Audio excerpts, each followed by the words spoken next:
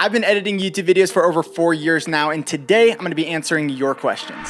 You gotta just press record. This person asks, how can I make this video better? How can I maximize the quality of this video? So really, a lot of people are wondering, how can you make your YouTube videos better? And the nice thing is, when you are editing, this is a great way to actually improve the quality, improve the experience of your video. There's just so much you can do in editing. So here's some just basic tips that I would give you. So that first minute is really important because of that YouTube algorithm. So this is where I would spend most of my time to actually really perfect that intro of the video. Depending on the video, there's different ways that you can actually start off the video. One of the things you can do is have a coming up section. Right when they click on the video, you show them what is going to happen, little pieces and bits of what's going to happen in the podcast or what's going to happen in the video. And this makes people want to stick around longer to actually see those things happen. So you want to take those highlights, the exciting moments, and actually show those and kind of tease those at the very beginning. Now, a lot of times the best thing you can do for the edit of your YouTube video is actually just cut out all of the fluff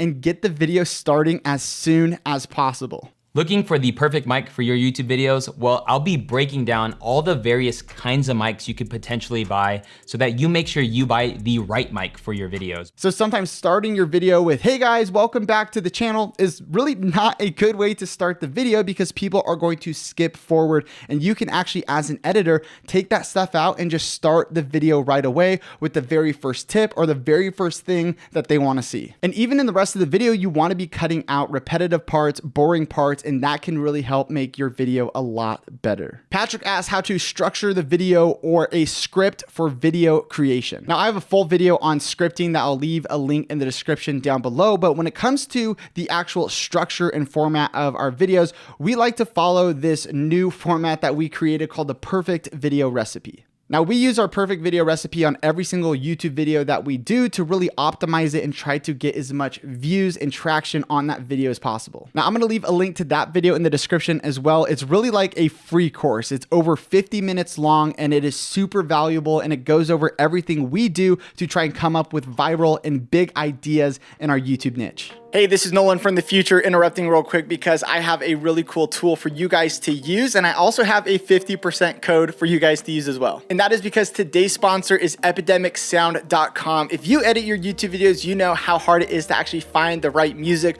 for your videos, and that's why we love using epidemicsound.com. We also love using their sound effects, and they have a huge library of music and sound effects that we use here at Think Media for our videos so that we can use amazing music but still monetize our videos and make money with it. No matter what kind of YouTube channel you have, you're gonna be able to find the right music because they have tons of options and tons of different playlists to make it really easy to find the perfect music for your videos. If you wanna get 50% off the annual plan at checkout, make sure you use the code THINK50, and that's gonna save you half off. Or you can check the link in the description. Let's get on with the rest of the video. Do I need to fix my audio with an external program, or do I just have to record it and put it in my video as it is? Of course, I can adjust the intensity. Now, for those of you who don't know what mixing your audio is, basically it's just kind of making some tweaks to the audio so that it sounds a bit better, maybe sounds a bit more full. And this is something you can actually do inside of your editing program. So you really want to Google and figure out how you can mix inside of the editing software, because that's going to save you a lot of time rather than doing it in an external program. This person is asking for tips in creativity in editing. Now, for me, I get a lot of my inspiration from other YouTubers and YouTube videos. And so I actually created a playlist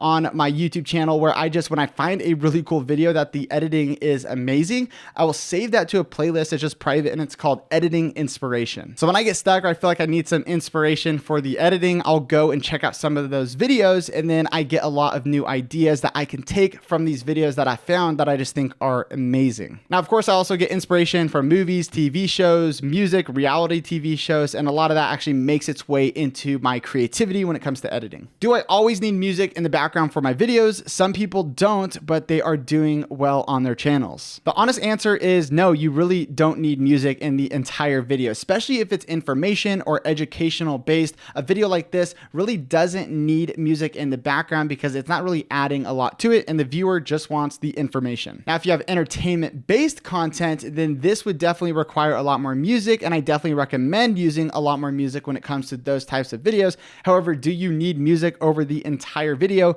Definitely not. Even if it comes to the information-based stuff, you don't need music over all of it. For me, I just like to use music that kind of levels up the video or adds emotion to the video. So again, sometimes I use music in the first minute of the video and then it kind of tapers off and the rest of the content has no music behind it. That's what I like to do, and that's what I found works well for YouTube. How to reduce background noise from videos. I am talking about vlogs where you can't have silent areas to shoot. The first thing I would do if I was vlogging and I wanted better audio to get rid of that background noise is I would buy a shotgun microphone. Actually, let me show you this.